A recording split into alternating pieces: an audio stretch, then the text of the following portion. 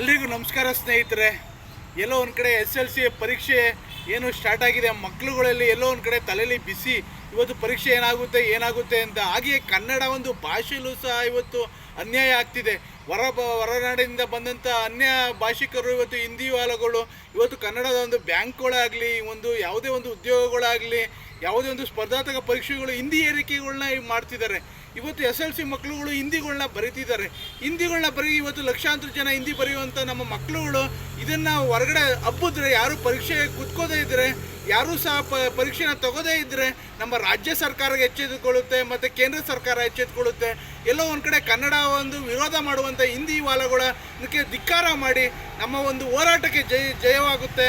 ಮತ್ತು ಎಲ್ಲೋ ಒಂದು ಕಡೆ ಇವತ್ತು ಹಿಂದಿ ವಾಲಗಳು ಯಾವ ರೀತಿ ನಮ್ಮ ಒಂದು ಕನ್ನಡನ ಒಂದು ಆಕ್ವೈರ್ ಮಾಡ್ಕೊಂಡಿದ್ದಾರೆ ಅಂದರೆ, ಇವತ್ತು ಯಾವುದೇ ಒಂದು ಸ್ಥಳೀಯ ಯಾವುದೇ ಒಂದು ಉದ್ಯೋಗ ಆಕಾಂಕ್ಷಿ ಯಾವುದರಲ್ಲೂ ಹೋದರೂ ಸಹ ಇವತ್ತು ನಮ್ಮ ಹಿಂದಿ ವಾಲಗಳೇ ತುಂಬಿ ತುಳುಕ್ತಿದ್ದಾರೆ ಯಾವುದೇ ಒಂದು ಕೆಲಸಗಳಲ್ಲೂ.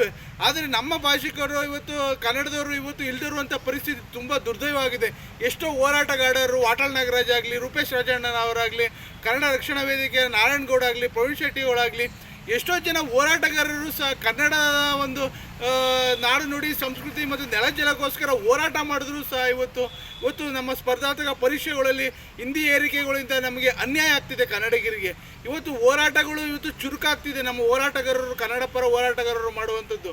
ಆದರೆ ನಮ್ಮ ಕನ್ನಡ ಭಾಷೆಗೆ ಎಲ್ಲಿ ಅನ್ಯಾಯ ಆಗ್ತಿದೆ, ಎಲ್ಲಿ ಆಗ್ತಿದೆ ಇವತ್ತು ಹಿಂದಿ ಏರಿಕೆ ಮಕ್ಕಳುಗಳ ಮೇಲೆ. ಇವತ್ತು ವಿದ್ಯಾಭ್ಯಾಸದಲ್ಲಿ ಮಕ್ಕಳುಗಳಿಗೆ ಹಿಂದಿ ಏರಿಕೆಗಳನ್ನ ತಗೊಬಂದು ಅದರಲ್ಲಿ ನಪಾಸ್ ಆಗುವಂಥದ್ದು ಎಷ್ಟೋ ಒಂದು ವ್ಯವಸ್ಥೆಯಲ್ಲಿ ಆಗ್ತಿದೆ. ಇವತ್ತು SLC ಪರೀಕ್ಷೆ ನಡೆಯುವಂಥ ಸಂದರ್ಭದಲ್ಲಿ ಮಕ್ಕಳುಗಳಿಗೆ ಎಲ್ಲೋ ಒಂದು ಕಡೆ ಭಯ ಆಗುತ್ತೆ.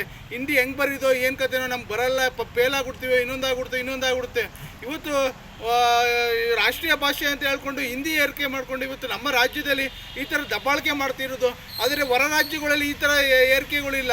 ಆದರೆ ನಮ್ಮ ರಾಜ್ಯದಲ್ಲಿ ಇವತ್ತು ಏರಿಕೆ ಮಾಡಿ ಇಲ್ಲಿ ಕನ್ನಡಿಗರು, ಹೃದಯವಂತರು, ಸ್ವಾಭಿಮಾನಿಗಳು ಮತ್ತು ಶಾಂತಿ ಪ್ರಿಯರು, ಶಾಂತಿ ದೂತರು ಅನ್ನೋದಕ್ಕೋಸ್ಕರ ಇವತ್ತು ಹಿಂದಿಗಳನ್ನ ಏರಿಕೆ ಮಾಡ್ತಿದ್ದಾರೆ.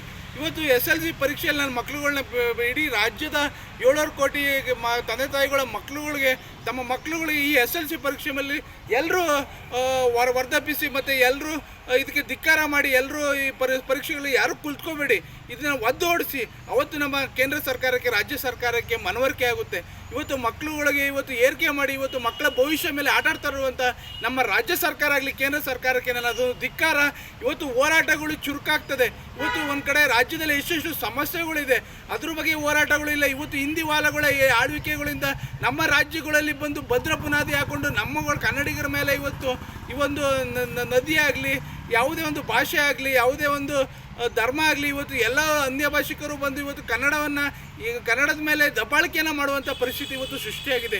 ಯಾಕೆ ಅಂದರೆ ಇಲ್ಲಿ ಕನ್ನಡಿಗರು, ನಾವು ಶಾಂತಿ ಪ್ರಿಯರು. ಅದರಿಂದ SLC ಪಾಸಾಗುವಂಥ ಮಕ್ಕಳುಗಳು ಎಷ್ಟೋ ಹಿಂದಿಗಳಲ್ಲಿ ಫೇಲ್ ಆಗುವಂಥ ಚಾನ್ಸಸ್ಸು ಇರುತ್ತೆ.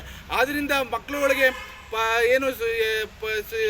ಏನು ನಮ್ಮ ಒಂದು ರಾಜ್ಯ ಸರ್ಕಾರ ಮತ್ತು ಕೇಂದ್ರ ಸರ್ಕಾರದ ಅನುಮತಿಯಿಂದ ಏನು ಎಕ್ಸಾಮ್ಗಳು ನಡೀತಿದೆ, ಇವತ್ತು ಹಿಂದಿ ಏರಿಕೆ ನಡೀತಿದೆ, ಇದನ್ನು ಧಿಕ್ಕಾರ ಮಾಡಬೇಕು. ಈ ಹಿಂದೆ ಎಷ್ಟೋ ಹೋರಾಟಗಳು ಮಾಡಿದ್ರು ಹಿಂದಿ ಏರಿಕೆಗಳು ಮಾತ್ರ ನಿಲ್ಲಲ್ಲ. ಅದರಿಂದ ಮಕ್ಕಳುಗಳ ಭವಿಷ್ಯ ಹಿತದೃಷ್ಟಿಯಿಂದ ಮಕ್ಕಳುಗಳೇ ಇವತ್ತು ತೀರ್ಮಾನ ತಗೊಂಡ್ರೆ ಇಡೀ ಸ್ವಾಭಿಮಾನ ನಮ್ಮ ಕನ್ನಡಿಗರ ಮಕ್ಕಳುಗಳು, ಪುಣ್ಯಾತ್ಮ ತಂದೆ ತಾಯಿಗಳು ಮಕ್ಕಳಲ್ಲಿ ಮನವರಿಕೆ ಮಾಡಿದ್ರೆ, ಪರೀಕ್ಷೆಗಳಲ್ಲಿ ಕುತ್ಕೋದೇ ಇದ್ದರೆ ಇವತ್ತು ಹಿಂದಿನ ಒದ್ದು ಓಡಿಸೋದು, ಹಿಂದಿನ ಹೊರ ರಾಜ್ಯ ಅಲ್ಲ ಹೊರ ದೇಶದಿಂದ ನಾಡನ್ನು ಬಿಟ್ಟು ಓಡಿಸೋದು ಅಂಥ ಒಂದು ವ್ಯವಸ್ಥೆ ಸೃಷ್ಟಿಯಾಗುತ್ತೆ. ಎಲ್ಲರೂ ಕೈ ಜೋಡಿಸ್ಬೇಕು. ಇಡೀ ಒಬ್ಬರು ಇಬ್ಬರು ಮಾಡಿದ್ರೆ ಇವತ್ತು ಕನ್ನಡನ ರಕ್ಷಣೆ ಆಗಲ್ಲ.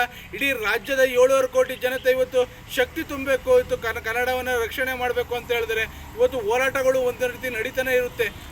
ಎಲ್ಲ ರೀತಿ ಒಂದೊಂದು ಚಳುವಳಿಗಳು ಮಾಡ್ತಾನೆ ಇರುತ್ತೆ. ಆದರೆ ಹೋರಾಟಗಳು ಚುರುಕಾಗಬೇಕು ಅಂದರೆ ನಾವೆಲ್ಲ ಸ್ವಾಭಿಮಾನಿಗಳು ಕನ್ನಡತನವನ್ನು, ಕನ್ನಡ ಅಸ್ಮಿತೆಯನ್ನು ಉಳಿಸ್ಬೇಕು, ಬೆಳೆಸಬೇಕು ಅನ್ನೋದು ನನ್ನ ವಿಡಿಯೋ ಉದ್ದೇಶ. ಈ ವಿಡಿಯೋ ನೋಡ್ತಿರುವಂಥವ್ರು ಸಾಮಾಜಿಕ ಜಾಲತಾಣದಲ್ಲಿ ನಿಮ್ಗೆ ಇಷ್ಟ ಆದರೆ ಶೇರ್ ಮಾಡಿ ಮತ್ತು ಲೈಕ್ ಮಾಡಿ ಮತ್ತು ಕಾಮೆಂಟ್ ಮಾಡಿ. ಹಿಂದಿನ ಒದ್ದು ಓಡಿಸೋಣ, ಇಡೀ ರಾಜ್ಯ ಅಲ್ಲ, ಇಡೀ ಒಂದು ಹೊರ ರಾಜ್ಯದಲ್ಲಿ ಬಿಟ್ಟು ಓಡಿಸೋಣ ಅಂತ ಹೇಳಿದ್ದೀನಿ. ನಾನು ವಿಡಿಯೋನ ಮುಗಿಸಿದ್ದೀನಿ. ಎಲ್ಲರಿಗೂ ಒಳ್ಳೆಯದಾಗಲಿ. ಜೈ ಹಿಂದ್, ಜೈ ಕರ್ನಾಟಕ ಮತ್ತು ಒಂದೇ ಮಾತರಂ.